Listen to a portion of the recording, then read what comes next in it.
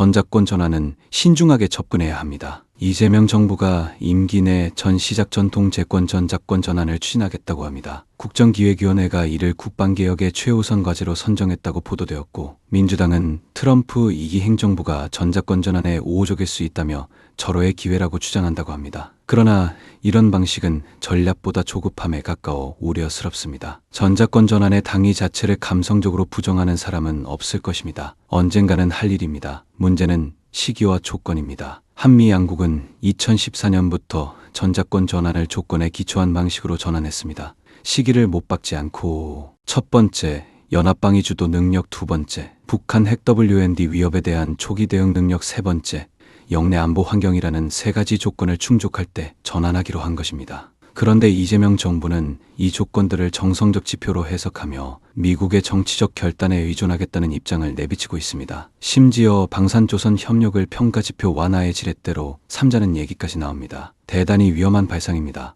이런 기교적 우회는 미국의 확장 억제 익스텐더드 디터런스, 미국의 동맹국이나 우방국에 대하여 제3국이 핵 공격으로 위협하거나 핵 능력을 과시하려 할 때 미국의 억제력을 이들 국가에 확장하여 제공하려는 핵전략을 허물 수 있기 때문입니다. 전작권 전환의 본질은 지휘 체계의 전환입니다. 현재 한미연합사는 미군 사성장군이 사령관을 맡고 전시에는 미국이 핵잠수함, 전략폭격기 등의 전략자산을 투입할 수 있는 연동구조를 갖추고 있습니다.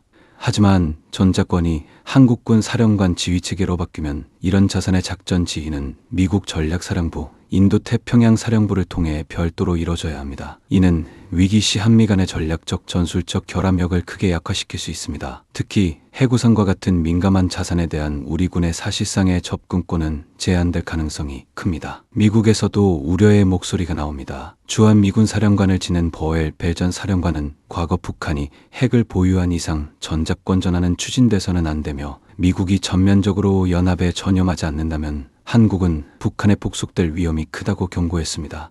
전 사령관은 원래 전작권 전환에 찬성했던 인사입니다. 적합한 환경이 마련되지 않았는데도 특정 시한을 못 받고 어떻게든 전작권을 전환시키겠다는 발상은 위험합니다. 아산정책연구원도 지난 2022년 흔들리는 한미동맹과 우리의 안보보고서에서 당시 문재인 정부의 무리한 전작권 추진이 동맹 약화로 이어질 수 있다고 경고했습니다. 이른바 자주파 일색인 이재명 정부 인사의 면면을 보면 이런 흐름이 놀랍지 않습니다. 그러나 지금은 자주보다 안정을 지켜야 할 때입니다.